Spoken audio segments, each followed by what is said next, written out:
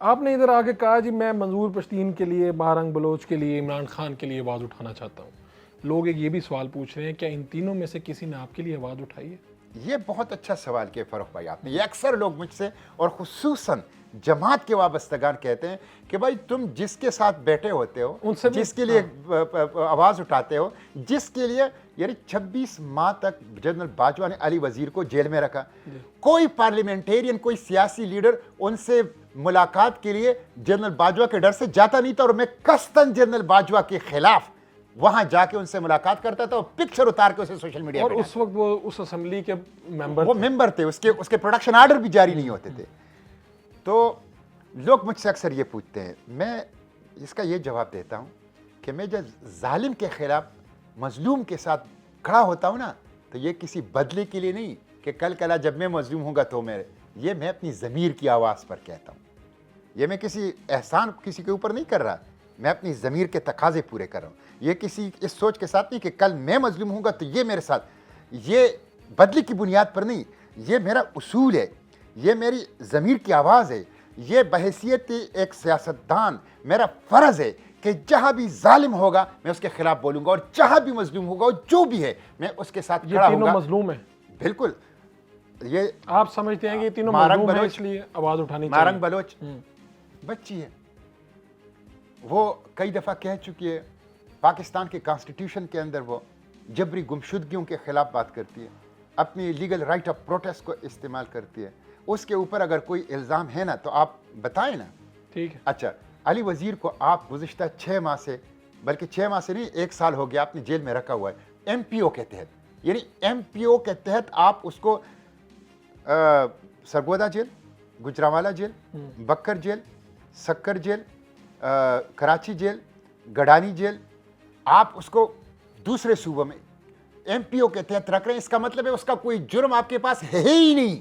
ٹھیک ہے. Maintenance of public order کیا ہوتا ہے؟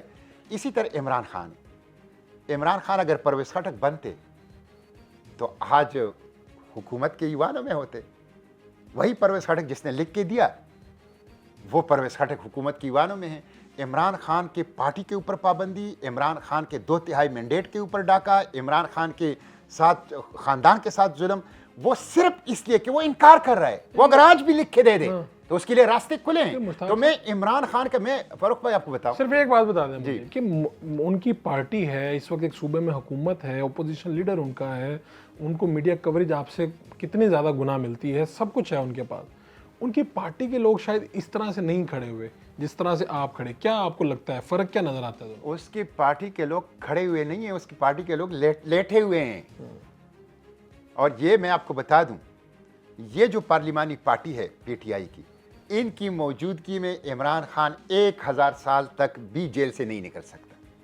2 چیزیں ہیں پی ٹی آئی میں، ایک عمران خان ہے جو کہ اس پارلیمانی پارٹی اور لیڈرشپ سے تنگ ہے لیکن وہ بے بس ہے، اور دوسری طرف پی ٹی آئی کا مخلص ورکر ہے، وہ جو ہماری دیکھیں، وہ یوتھ ہمارا مستقبل ہے، وہ یوتھ پاکستان کا مستقبل ہے، وہ یوتھ پالیٹکس میں حصہ لے رہا ہے. پالیٹکس کا مطلب یہ ہے کہ وہ قومی معاملات میں دلچسپی لے رہا ہے. یہ بڑی خوشخبری ہے کہ کسی قوم کی یوتھ پالیٹکس میں، قومی نیشنل افیئرز میں حصہ لے. آپ نے اس کو دیوار سے لگایا. وہ بیچارہ بھی مخلص ہے لیکن وہ بھی چاہتا ہے کہ عمران خان باہر دونوں اس درمیانی طبقے کو لان تان کر رہا ہے اور اس سے تنگ ہے، لیکن دونوں بے بس ہیں. ایک کے پاس اختیار نہیں ہے، دوسرا جیل میں ہے. تو یہ جو اس وقت پی ٹی آئی کی صورتحال ہے، اس کی براہ راست ذمہ داری پارلیمنٹری لیڈرشپ جو پی ٹی آئی کی ہے اس کے اوپر ہے. باقی عمران خان کے ساتھ میں اس لیے نہیں کھڑا ہوں کہ میں اس وقت بھی جماعت اسلامی اگر عمران خان کے خلاف کوئی کیمپین چلاتی ہے تو میری تقریریں شیئر کرتی ہے، اس لیے کہ سب سے زیادہ آپ نے مجھے خود پی ٹی آئی کے ڈاکٹر شہزاد جو تھے، پی ٹی آئی کے پارلیمانی لیڈر اور لیڈر آف ہاؤس تھے، انہوں نے مجھے کہا جب وہ پوزیشن میں انہوں نے مجھے کہا کہ آپ کی جو تقریریں ہوتی تھی وہ ایسی تھی جیسے ہمارے اوپر آرٹلری فائر ہو رہا ہے، توپ کے گولے گر رہے ہیں، اور ہم آپ سے بہت خوفزدہ ہوتے تھے. میں نے کہا اب آپ مجھ سے بہت خوش ہوں گے اس لیے کہ آپ میرے پاس اپوزیشن میں آ گئے ہو.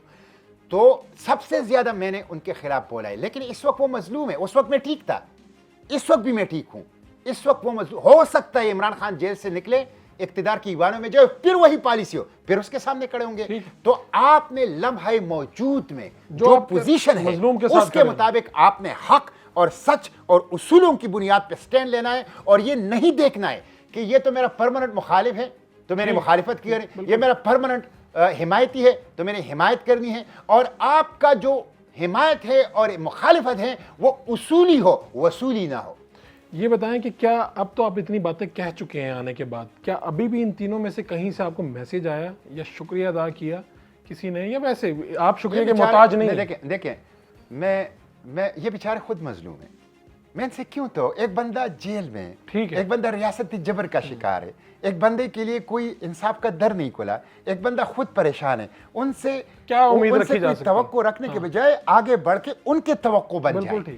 تو اس لیے میں کوئی اس کا وہ نہیں ہے, میرا یہ فرض ہے. تو میں علی وزیر سے ملنے کے لیے جا رہا ہوں, مہرام بلوچ سے ملنے کے لیے جا رہا ہوں, عمران خان سے ملنے کے لیے جا رہا ہوں, اور میں نے میسیجز دیے ہیں سب کو. انشاءاللہ جیسی صورتحال بہتر ہو جائے گی میں سب کے پاس جاؤں گا.